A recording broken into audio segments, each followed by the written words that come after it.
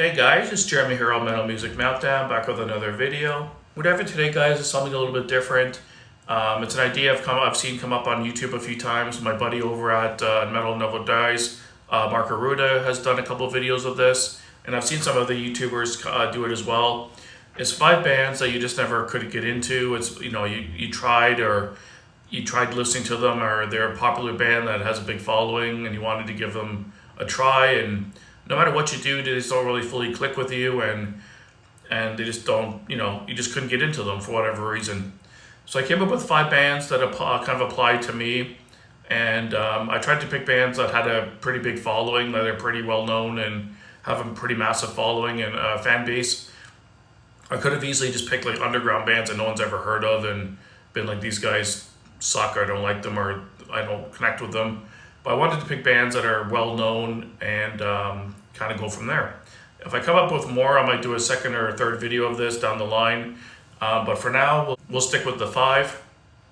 And number 5 is kind of I don't know if you want to call it a no-brainer or low-hanging fruit. But it's kind of a band that most metalheads don't really like or into. They think it's just cheesy and kind of lame. But they do have a massive following, and a lot of people do like them. They sell out big arenas, and they sell tons of records, and it's baby metal. And most people might be watching this thinking, of course this is going to make his list, it's an easy one, but they have a massive fan base. Like, people like them. I'm not sure who their demographic is, or if it's just a different style of listener, but I try to give them a chance. Like I said, I'm open to different subgenres of metal. I love ballady stuff. I love poppy hooks. So I give them a chance. I'm like, oh, it might be a cool project. It might be something to check out.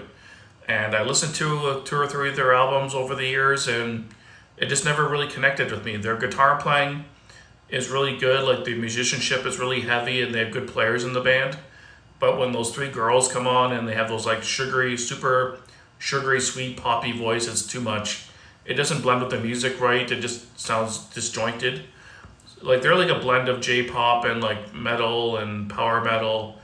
And it's catchy, it's poppy, but I just don't dig the sound overall. It just doesn't connect with me. I tried giving it a college try, and I just could never get into it. I don't know, just the whole like 3 girls that are like 12 or 13. They're probably older now, but when they started, they were like 12 or 13, and getting up there doing their like choreography, dance, and super quiet, almost like what's it called, like anime girl image, and it was too much for me. But the music, forgetting the imagery of the band, but the music itself, the band behind them is really good. They do, like I said, they have good guitar players in the band, good drummer, but just the vocals and the song arrangements are just too sugary, sweet, poppy for me, and I just couldn't get into it. It wasn't my thing. The next band here I went with is a pretty massive band that's kind of really come up and gained a huge following in the last 10 years, and it's Sabaton. Massive power metal band from Sweden. These guys have a lot of fans. They sell out big arenas. They have a big stage show, sell a ton of merch, and I just never really get into this band. I'm not a huge fan of power metal to start with. I'm really picky with that subgenre. There is some bands I really like from it, but these guys, I find, just are everything about power metal that I don't really like. They're just a little too over the top and cheesy, and like, I don't know, they're like too fist in the air and sing along, but in a kind of cheesy bad way, in my opinion. The music's catchy. It's got some good riffs. Like, it's heavy. It's memorable, but it just doesn't connect with me. It's a little too cheesy and over the top. And yeah, a lot of people say I got to see them live. It's supposed to be a whole different experience, so maybe I will, just for the sake of being open and seeing them live. But depending how much the tickets are, I guess. But yeah, when listening to their albums on YouTube and stuff, it just doesn't connect with me, and it's not a band I just could never get into. And number 3 here, the next one, I went with Korn, godfathers of the new metal sound. I do have their album Follow the Leader from '98. I think I bought it for, there's one song on there I actually liked a lot. I think Freak on a Leash was the song, or Got the Life I liked a lot as well. So I did buy that one album. And I think I have their greatest hits I bought for like $5 one time, just to have like a collection of their singles in case I ever felt like listening to that style of music. But it's never a band I really followed. I didn't really follow them through their career. I had followed the Leader album, and then I never really checked them out after that again. Never really checked out any of their full albums until more recently.